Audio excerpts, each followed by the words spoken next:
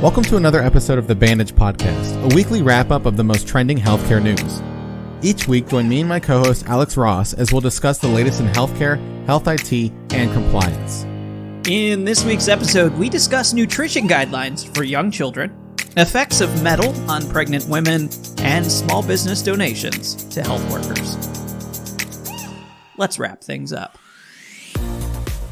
This is episode 66 for the week of January 4th. Happy New Year, everybody. I'm Alex Ross, and today I'm going to be flying solo again since Matt is away for the holidays.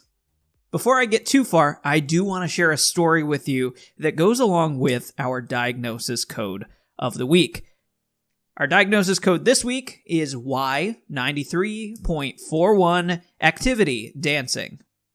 Naturally, with the New Year's, of course, I kept it small. We didn't do a huge party like we might have in other years, but at the same time, you know, we are a holiday-loving people in my family, and getting together is one of those things that just, it brings us the most joy.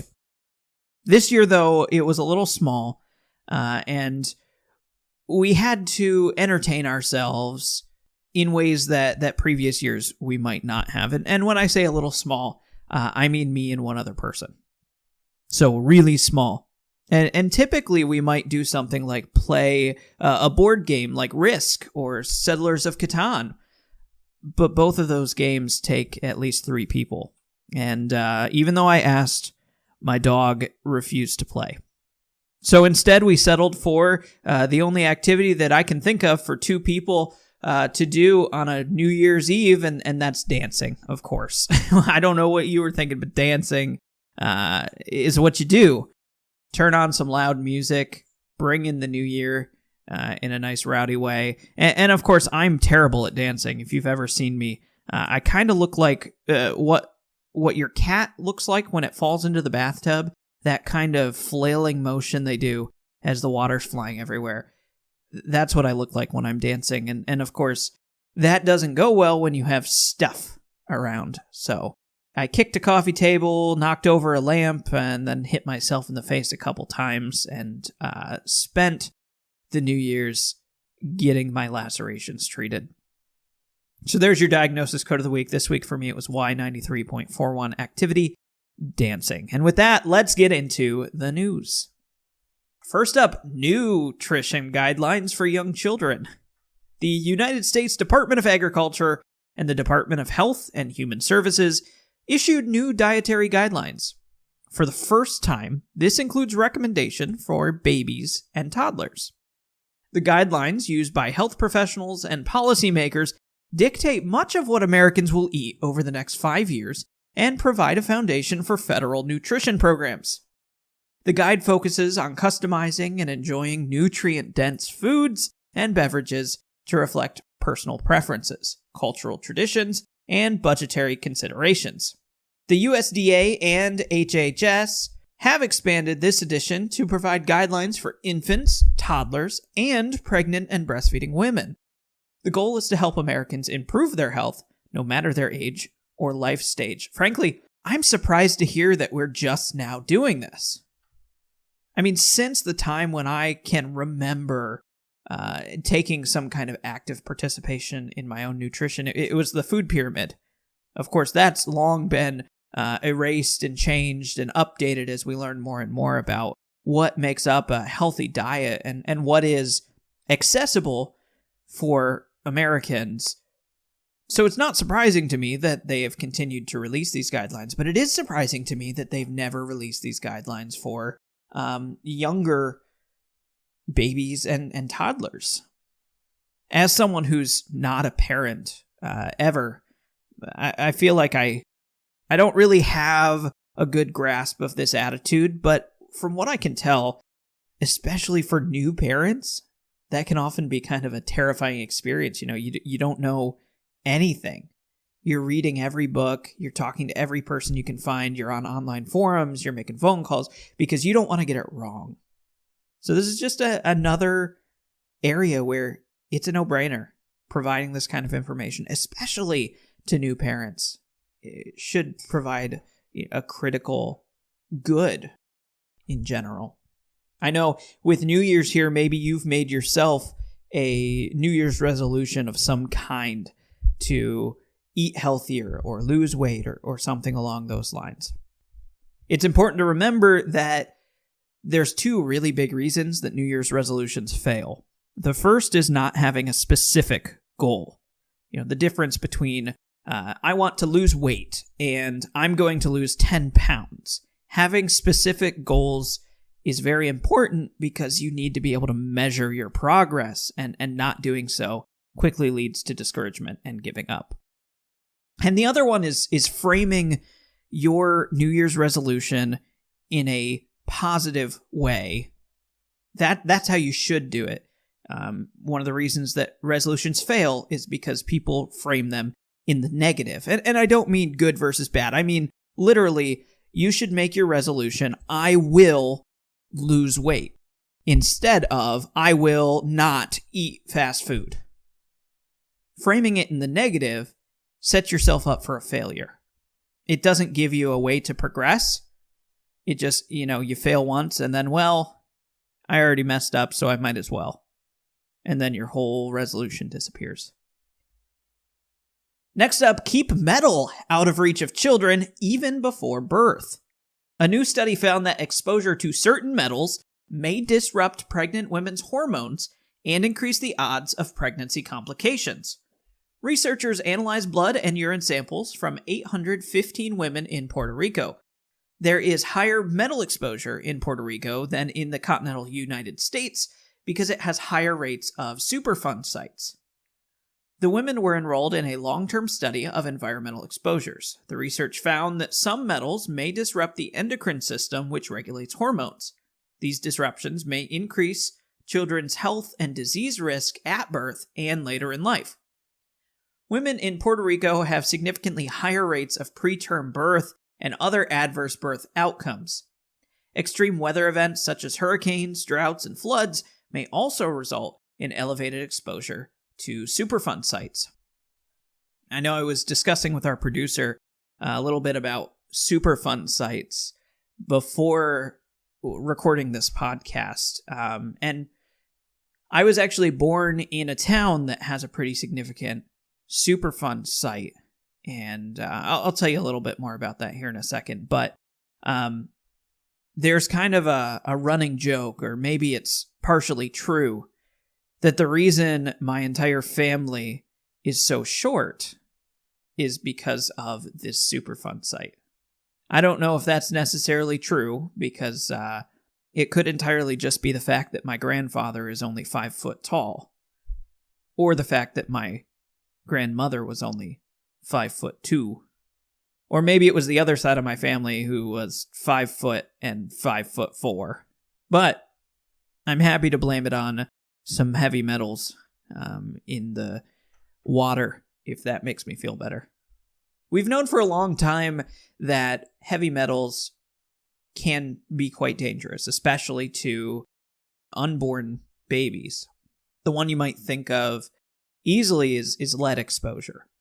We know that lead can cause some pretty big brain damage. It can cause birth defects.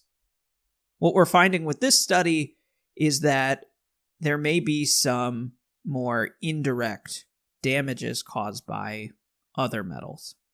It's not so much that the lead is damaging the brain of the unborn child, it's that this metal is impacting the hormones of the mother, which in turn relates to more damage to her child. This kind of indirect damage is really hard to study because it's hard to control those experiments and measure the changes versus the exposure. Superfund sites are definitely something that aren't going away, and they take a very long time to mitigate. I mentioned that I was born in a town with one, and this Superfund site is the result of a company that didn't take the necessary precautions to dispose of pesticides and fertilizers. And as a result, it polluted the river, which then polluted the general community. This happened back in the 70s, and years later, it was designated a Superfund site.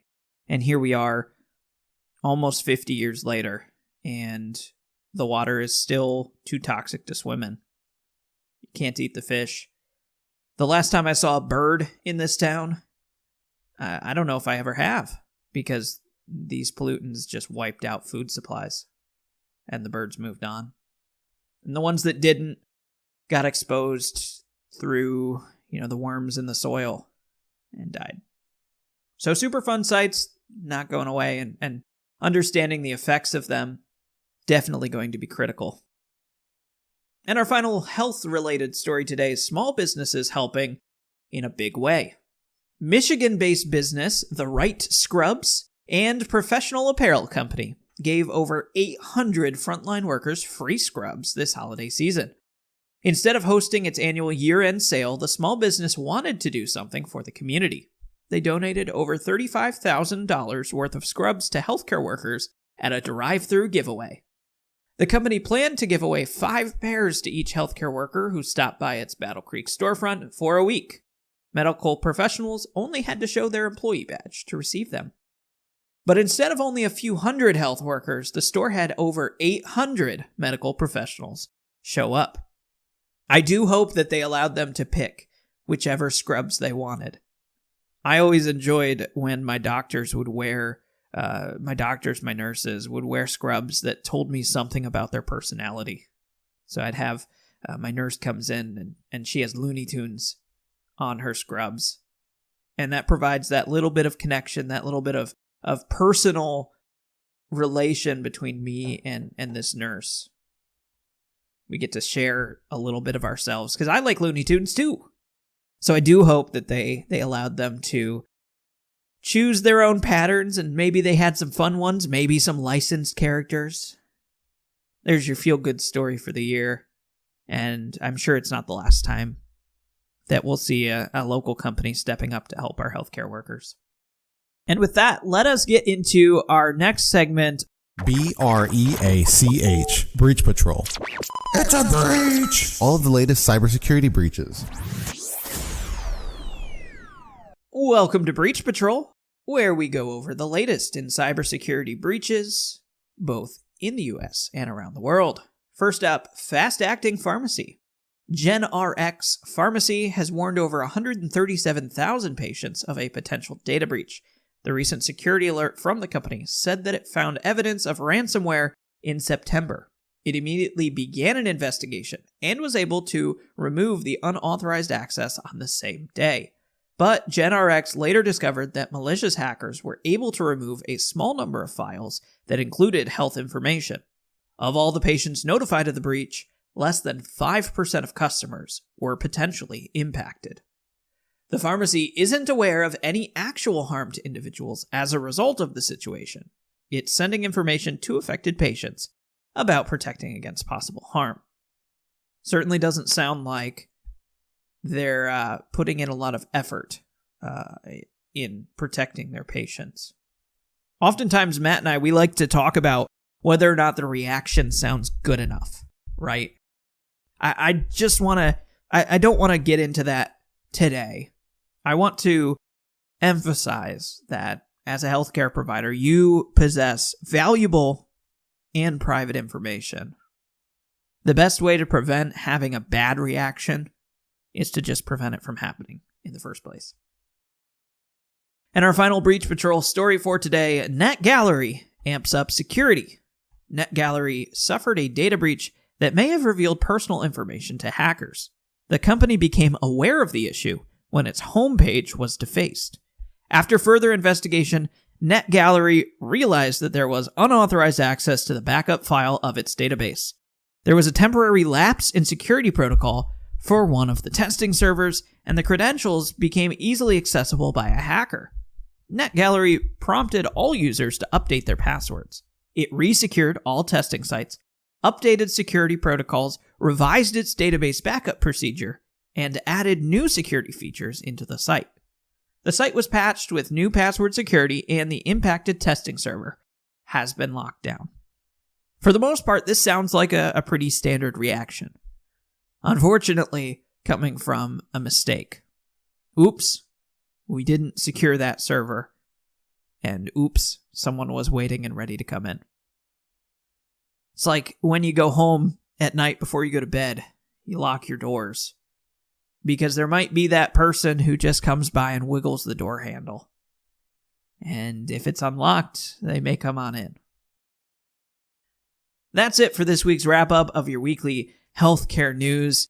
From the Bandage Podcast team, here at eTactics, looking forward to a fantastic 2021.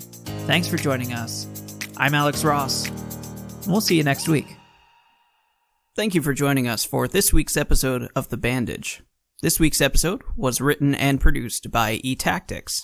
eTactics is a leading revenue cycle solutions organization committed to providing innovative, web-based solutions that improve our clients' cash management and customer relationships. Thanks, and we'll see you next week.